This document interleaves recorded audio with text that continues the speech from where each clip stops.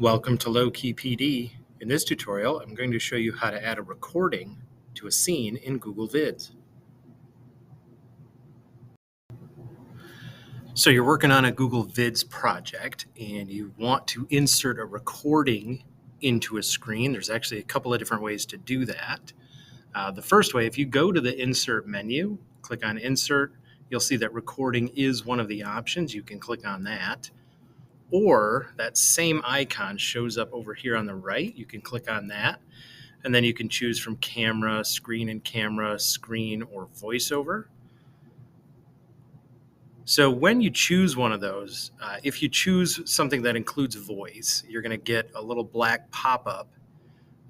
It's going to ask you what tab you want to include. There'll be a little voice illustration, a little window that pops up that will show you whether or not it's picking up your voice. I can see mine right now. I don't think you can.